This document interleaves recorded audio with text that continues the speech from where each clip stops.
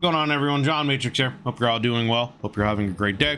We're gonna be jumping into the SCP universe here with the Exploring series. We're gonna check out a video that he put out, Substation 9. So links will be down below in the description as always to the original video without my commentary and reaction, and to the Exploring series channel. So please do me a favor, if you enjoy this video, be sure to go over to his channel, give it a like, and if you enjoy the content that the man makes, hit that sub button if you haven't subbed already. He makes a lot of great content for a lot of different settings. The SP universe, 40k. I saw he started, I think, doing a series on horror movies and stuff like that I might check out as well. So yeah, go check out his stuff. If you'd like to join us when I'm doing these reactions live, as they might have with my YouTube members, we'd love to have you guys come in and join our discussions.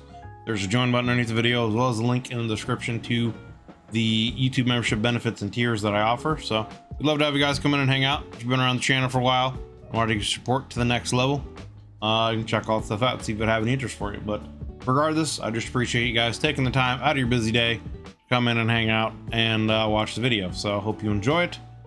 Consider leaving a like and a sub if you do. Well, that said, jump into the video here. So again, this is Exploring the SCP Foundation, Substation 9 by the Exploring series.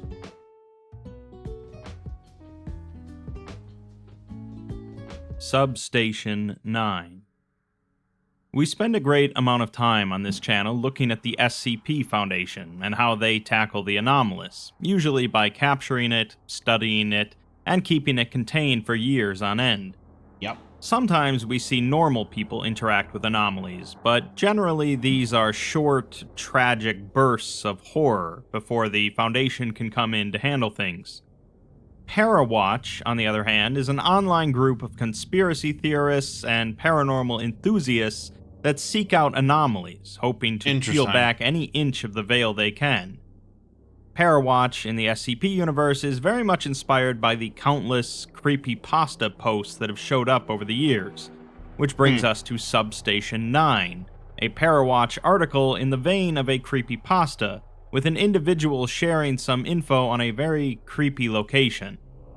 I'll note that this article does feature a handful of images and videos which greatly add to the experience, but I've chosen to narrate over them to avoid interruptions. Right.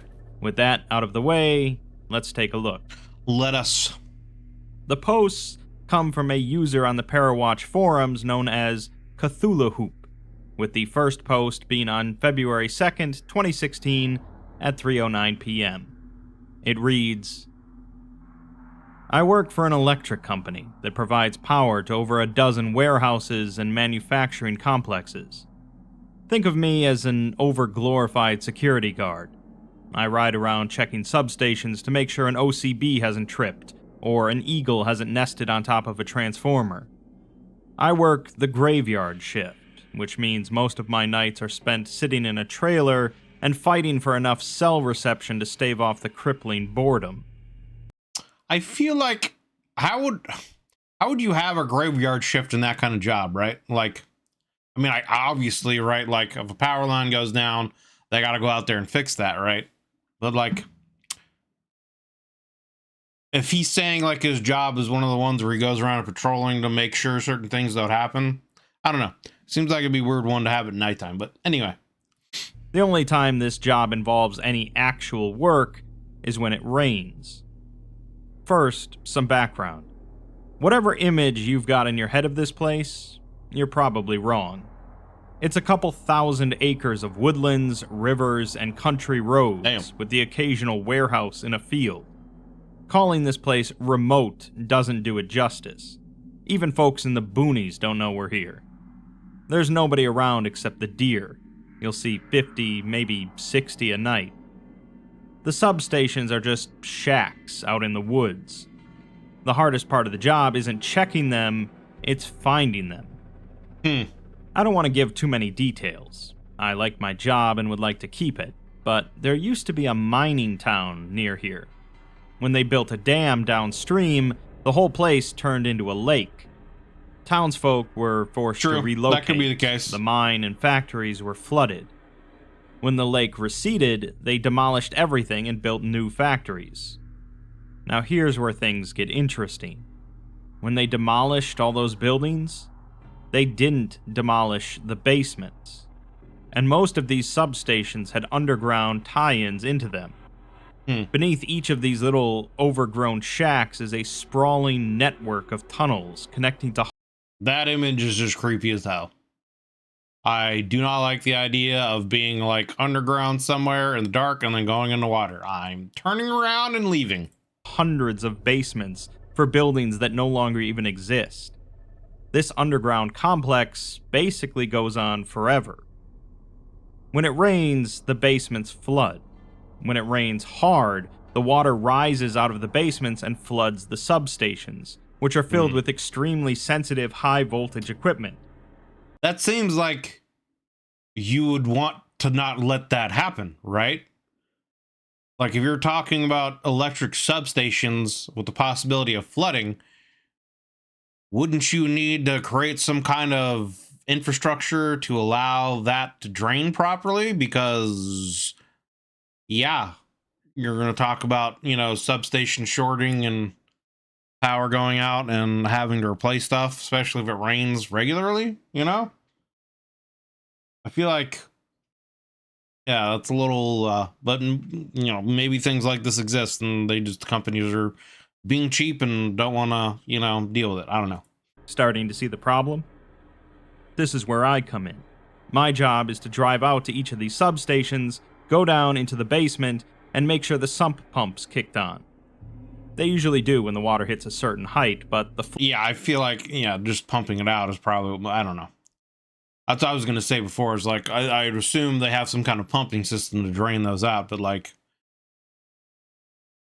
wouldn't that just ascend, again, just kind of refill as it's raining? I don't know. Anyway. Floats can get hung up, or the pumps need to be replaced. I know what you're thinking. Why not plug the basements up? Well, besides the cost, and having to shut down each substation while we work, there's also the fact that this job partly exists because someone has to check on those sump pumps.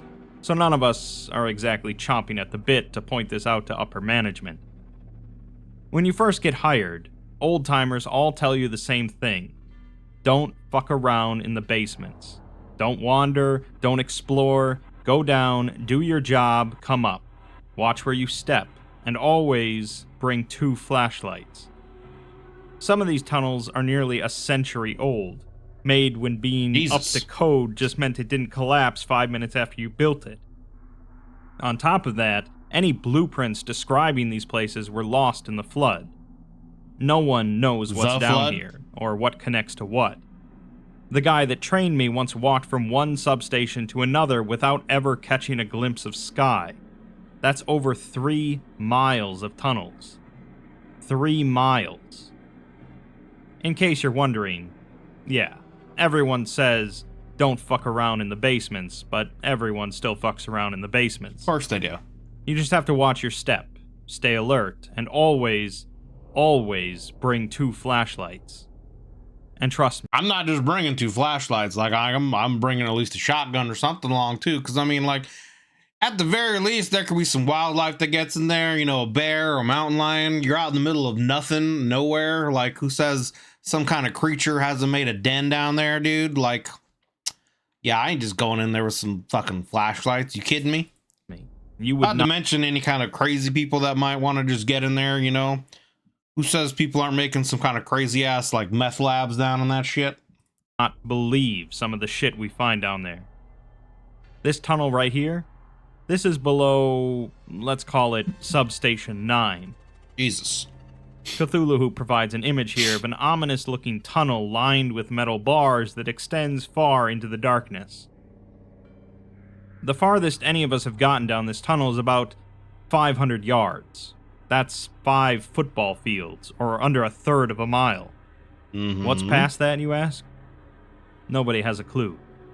The tunnel slants down, leaving the rest of it completely submerged. We've tried pumping it out, but the water won't go lower than what you see here. Which means there's who knows how much more tunnel and basement past this point. I've got more to share. Well, you would think, though, it also probably would lead into some kind of lake or river, right? Including pictures. I'll write more about this tomorrow. Oh, he's got the videos going in here too. Okay. True to their word, Cthulhu Hoop made another post the following day, which reads, "Okay, first things first. A bunch of people have PM'd me saying that the picture isn't legit. There's no way there's miles of tunnels down here, etc. Let's put this to bed, shall we?" Here, Cthulhu Hoop provides a video of them traveling down a barely illuminated staircase underground, showing the same tunnel Not going in any of that. Nope. from the earlier image as water drips in from above. Now that we've gotten that out of the way, I'll answer a couple of questions people have been asking. I mean, just in general, like, that would be a stupid, like, you're an electrical substation. Who says there aren't any kind of loose wires, you know, that could just flop out and all of a sudden there's however many, you know, watts, volts, whatever are traveling through the water and you're dead. You're electrocuted. Nothing you can do about it. We use cheap disposable sump pumps because our company doesn't want to spend the money to install anything else. That being said, a few of the substations do have some old centrifugal pumps either right there or in an adjacent basement. We run hoses and use them as backups for areas that get flooded really bad. The problem is that this is some Blair Witch shit going on here with this fucking video. Some of these pumps are over 50 years old. It's hard to find compatible parts, and not many of us, besides me and a few others, know how to fix them. None of us are actual electricians. We're dispatchers for electricians. Rather than paying trained pros to watch the place, they pay us a fraction of the rate. When we find a blown fuse or downed transformer, we call the electricians and they handle it. We're also responsible for checking the OCBs and keeping the substations dry. The electricians don't go into the basements. We handle a lot of substations, over 50. The two biggest have 220 kilovolt transformers. They drop down to 66 kilovolts. We've also got a couple of booster stations, a potable water plant, and some other stuff. I don't want to get too specific about the mining town or when it flooded, because I'd rather not have people figuring out where this is or who I am. Again, I like my job. But I will say that after the flood, the mine was collapsed and never reopened. The scariest thing I wonder when this article took place, because right, like, was it last year or 2 years ago when Hurricane Helen came through and like literally wiped out towns in South or North Carolina? So I wonder if this is like an article that's kind of referencing some real life events, right? Because there's a lot of mining stuff and mining towns that were going on in there. So I wonder if, again, if this is a reference to some of that. I've ever seen down here is a family of raccoons. 2020? Okay, so that happened before this. If that doesn't then sound very scary, then I presume you've never had your flashlight catch a pair of eyes flashing out from the shadows while you're stumbling around in an underground tunnel several miles away from the closest human soul. And that's exactly why I would have a shotgun or something. Some people have been asking about the always bring 2 flashlights thing. Let me show you something. Here they provide another video showing part of the tunnels, with the video plunging into pitch darkness when they turn off their flashlight. See how dark it gets when I turn off my flashlight? Now imagine that's your only flashlight, and you just lost it. Imagine having to navigate these tunnels in absolute darkness. Nope. To make matters worse, see this? This is a hole full of water. These basements are full of stuff like this. Drain trenches, collapsed floors, elevator shafts, even straight up pits. Some are just several feet deep. Others are several dozens of feet. A coworker of mine has fallen into one of these things, and let me tell you, they ain't no joke. Some even go down to a lower sub-basement that's been completely flooded. There's entire chambers down here full of old pumps and machines that have been submerged for decades. Again, you would not believe some of the shit we find down here. 2 days later, Cthulhu Hoop updates with some more information. Okay, it's been a while since I last posted, but I wanted to answer a few more questions. When we go down, we carry an O2 monitor. Mainly, we're worried about... It's interesting. So far, this article is basically just kind of like, it almost feels like a Blair Witch thing, right? They haven't really gotten into anything anomalous. They're just kind of like, yeah, I work out here in the substation. This place is creepy and it keeps getting flooded, and there's miles of underground tunnels potentially that you got to go through and dangerous stuff, but we haven't really gotten into anything that's like anomalous. They're just kind of like building atmosphere, you know what I'm saying? So I'm wondering when I have a feeling we're about to probably start getting into it. We're about halfway through the video here though. Things like pockets of nitrogen. We also wear heavy gloves, rubber steel-toed boots, and ventilation masks in case of asbestos. A lot of these places smell pretty much exactly how they look. Sometimes they smell worse. You can still find some things from the old town above ground, in the woods. Mostly concrete slabs, but there's a rusted husk of a truck sitting in a tree somewhere. We have no idea where the collapsed mine is, and quite frankly, none of us are interested in looking for it. It's probably filled with poisonous fumes and other toxic, nasty shit. There aren't a lot of animals down here, because there aren't a lot of ways in that we don't directly control. I still have no idea how the fuck those raccoons managed it. Some of you have been asking me if anyone's ever actually gotten lost down here. Well, about that. Remember the 2 flashlight thing? It's just good sense. It's hard enough to find your way around down here. How are you going to manage without light? There's no phone reception either. Just you. I mean, yeah, you're alone, underground. with miles and miles of decaying concrete, rancid pools of water, and rusted machines in pitch-black darkness. But we've got a saying in industrial work. Every rule is written in blood. The reason we all carry 2 flashlights is because of what happened when someone didn't. Ah, here we go. I had a coworker. Let's call him John. He was a good guy. Let's not call him John. Let's not. Clever, good head for numbers, kept to himself, real quiet. Along with me and 3 others, we handled the graveyard shifts for the whole crew. One year, during a thaw, the sump pumps were getting overwhelmed. Too much water coming in, they couldn't dump it fast enough. John wanted to hook up some of these old centrifugal pumps that were just sitting around in these basements. Use them to give our own pumps a fighting chance. It was a good idea, but a lot of work. Some of these pumps hadn't seen action for decades. But John stuck with it. He hunted down every pump he could find, serviced them, hooked them up with hoses, and managed to keep our substations dry all the way until late spring. A few days after we got things under control, I did a swap and ended up coming in during a day shift. I was John's relief. When I got to the trailer, the truck was missing, and John was gone. The last entry in the logbook mentioned heading out to check on the sump pump in one of the substations. I had to walk there. The truck was right outside, still idling. I went downstairs and searched for over 2 hours for John. Then I called the police. There was an investigation, a search, whole 9 yards. Most of us came in off the book to help. We looked through those tunnels for a month, maybe even longer. Never found so much as hair or hide of him.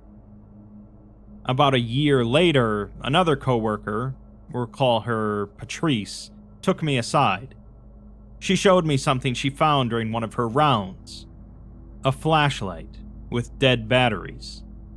It had some tape wrapped around the pommel with John's initials soldered on it. Another couple of days later, Cthulhu Hoop comes back with another video. I mean, alright, yeah, so he found a flashlight that he had and the batteries died. People are expressing skepticism regarding the size of these basements and whether they're not all really interconnected.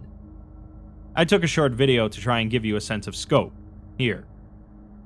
Cthulhu Hoop shows another video, around 3.5 minutes long, of them moving through a number of different rooms and sections of the dark basements, illuminated only by their flashlight.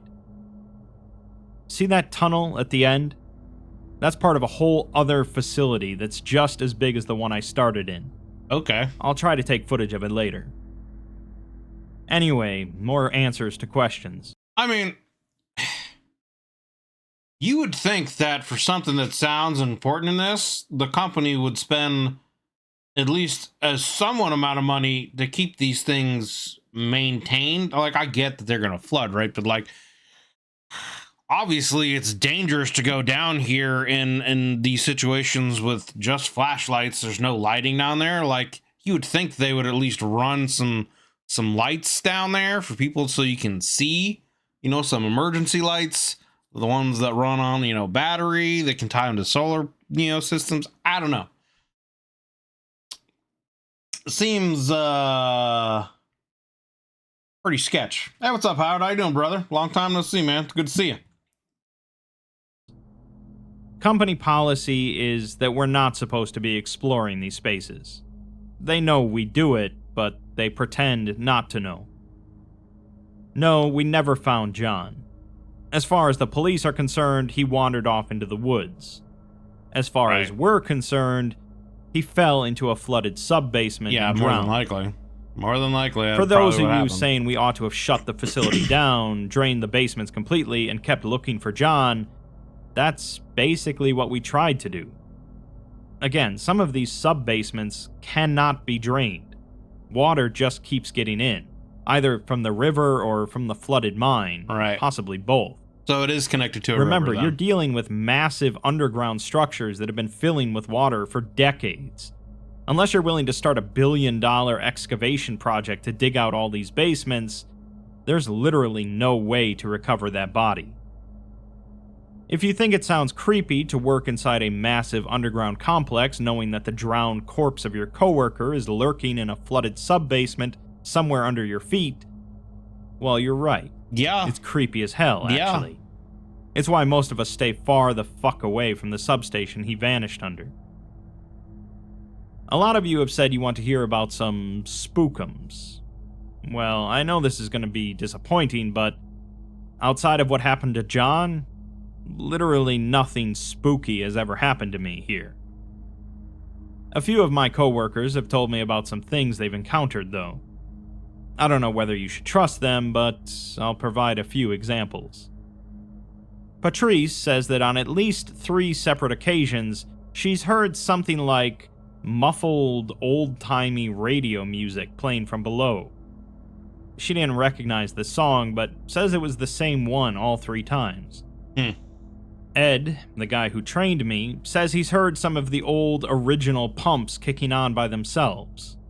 This actually isn't all that weird. John repaired a bunch of them, some we still use even today. But Ed claims the ones he's heard kicking on aren't the ones John repaired.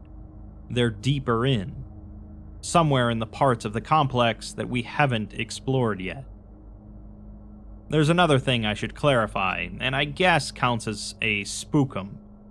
We haven't explored the entire complex. Not yet. I mean, it seems like it's impossible to. Like, however much of the complex is, like you said, is underwater. There's literal parts of basements that you just can't get to because they're underwater and they can't pump enough water out quickly enough to do anything. Like, it almost sounds like they need to find where it connects to the river and somehow dam up the river so that they could then pump the water out so they could get in there, you know? Still dozens of passages, doorways, and stairwells we haven't gone down. Phil, one of the old-timers, claims he once... It does kind of have a backrooms kind of feel to it, right? ...saw some pale, naked guy squatting in one of the tunnels. But we're all pretty sure he's either bullshitting us or it was really just a raccoon. He also... How do you confuse a raccoon for a pale, naked guy? That would be my question. ...says that he saw a section of Substation 9 that ties into the collapsed mine. 2 new hires claim to hear knocking and yelling on the other side of a sealed door. Several doors down here are welded shut. In both cases, the guys left for a different job. I mentioned we have a potable water plant, but I should have clarified. We had a potable water plant. It's abandoned now. No one's ever been able to get clean drinking water working in this place. All the faucets and drains would get gummed up with this congealed gray paste that smells like rotting fish. What? We use a portable toilet and bring in bottled water by the truckload. What? That's basically it. Again, right, you would think that a company would want to spend money to fix that as opposed to having to rent out porta potties and buy bottled water. You would think in the long run that would probably be more cost effective to do that, but what do I know, I guess, you know? But gray congealed like fishy stuff coming out of like what? I'm trying to think if like this is like a reference to some other kind of SCPs. I mean, like a pale like man could be referenced for a lot of things, right? Like that could be a reference to Shy Guy somehow being down here. It could be a reference to, I forget the SCP number, but like the guy, the SCP that like corrodes stuff, that's able to like travel through dimensions and like steals people and brings them to his own dimension, that's like super corrosive or whatever. Like could be kind of a reference to him too. I don't know, there's several things that could be a reference for, but nothing in particular is like this is that one, you know? Said, I haven't encountered any of this stuff myself, so I'm pretty skeptical. A dude in a raccoon suit. Cthulhu Hoop doesn't post again for 5 weeks, at which point they write, okay, so it's been a while since I posted, but there's been some news. Ed found John's phone. He nearly broke the damn thing when he was sloshing through the water trying to fix a sump pump. Felt something hard and flat under his foot. John kept his phone in one of those industrial strength cases, so it was actually in good condition. Huh? It can still manage to hold a charge. We went through his shit and, like most of us, he took photos of what's below. We recognized most of them, but not the most recent ones. Cthulhu Hoop provides a handful of photos here, showing one section of a basement that's been completely flooded, and one picture of a narrow tunnel, with what appears to be a set of eyes at the far end looking at the camera. This is why I would be running down here with some kind of weapon. Like I said, a shotgun, something. I am not going down here with just a couple flashlights. Because again, he described this substation area out in literally the middle of nowhere to the point where like even the boonies don't know they're out there.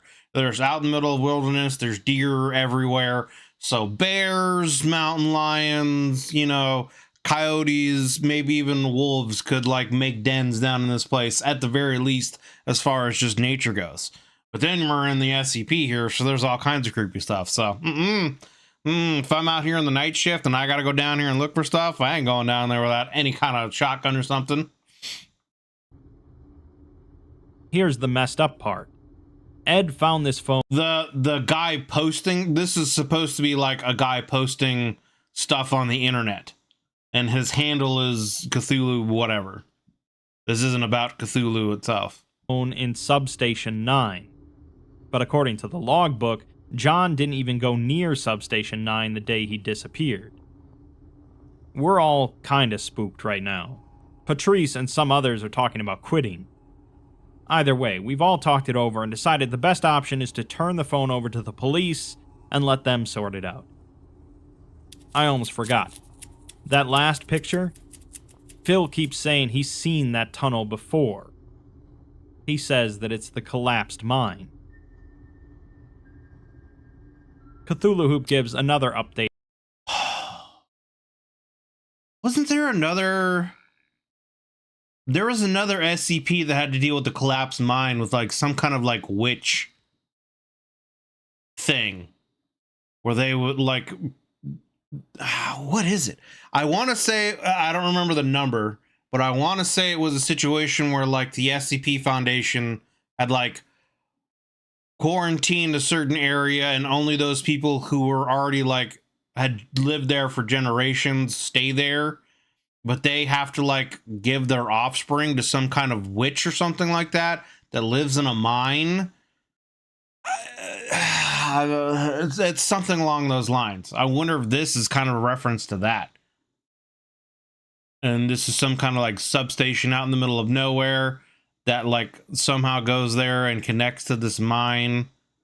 And so like these people in the substation are like bypassing the quarantine into there without the Foundation knowing about it or something.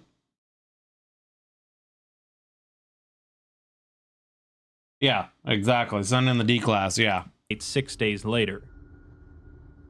Police are involved. It's the collapsed mine. Cthulhu Hoop gives another update 6 days later. Police are involved.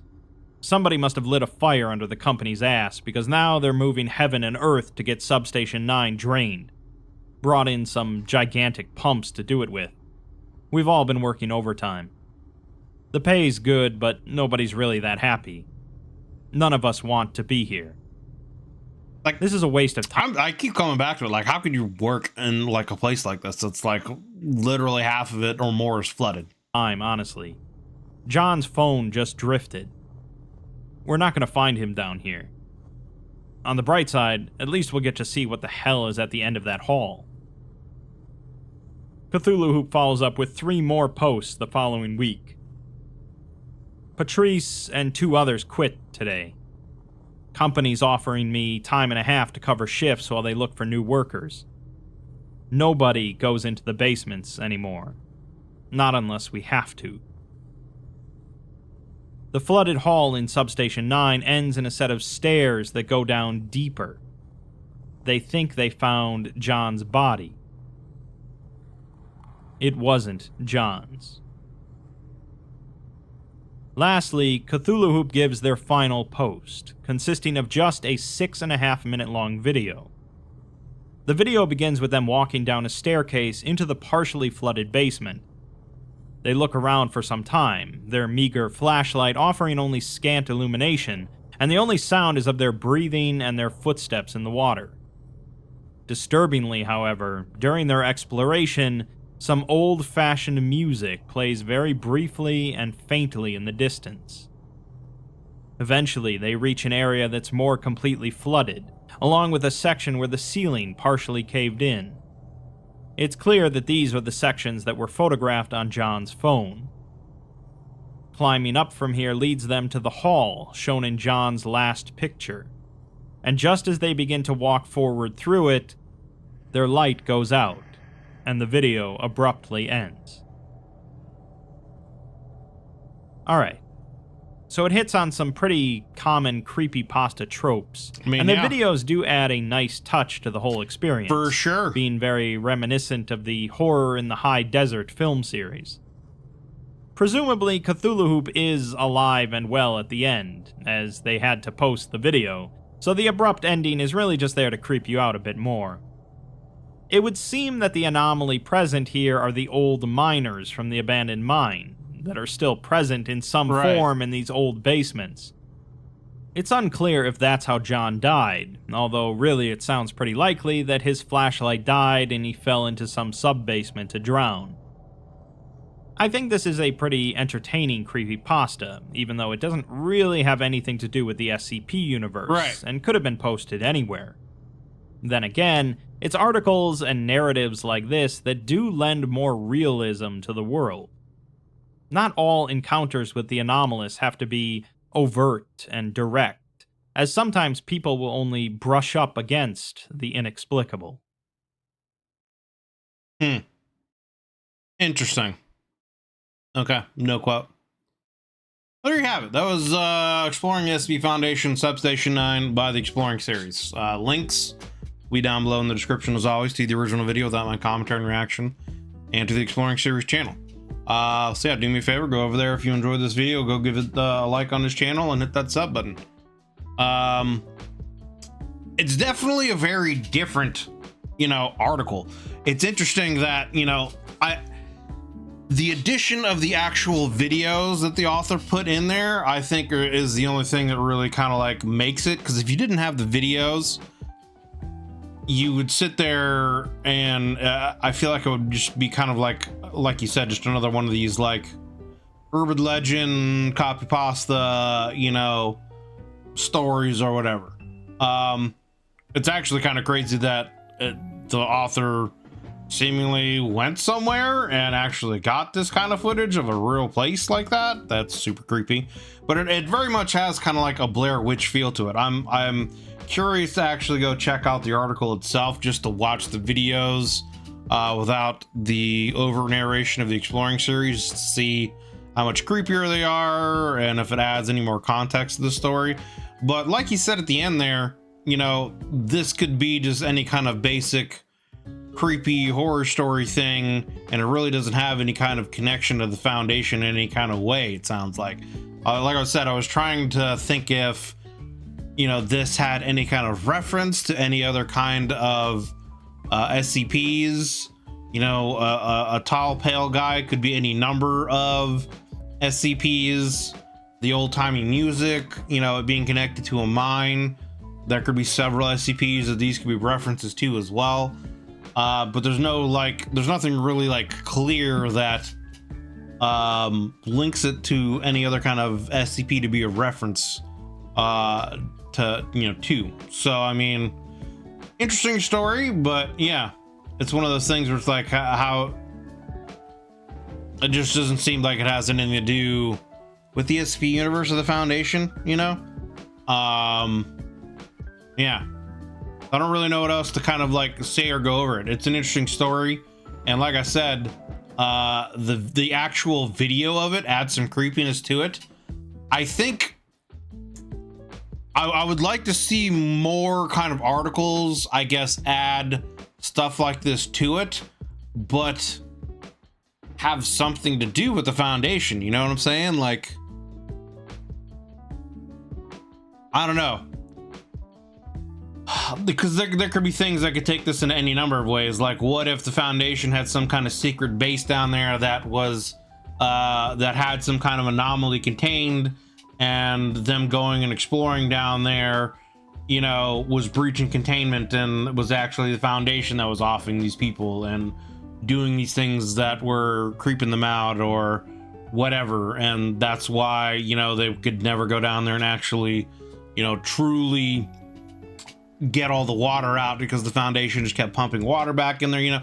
Like, I don't know, it seems like there could have been more done in the article, I guess, to kind of tie it to something to do in the SCP universe. I guess that's the only thing that kind of is like snagging me about this, is like, this is just, it's good and I enjoyed it, but it's just a horror, an in general horror story, you know what I mean? It doesn't really have any tie into the Foundation. So yeah, other than that, it's a good story, and I really liked that the addition of the videos. It definitely added, you know, a creepiness to it.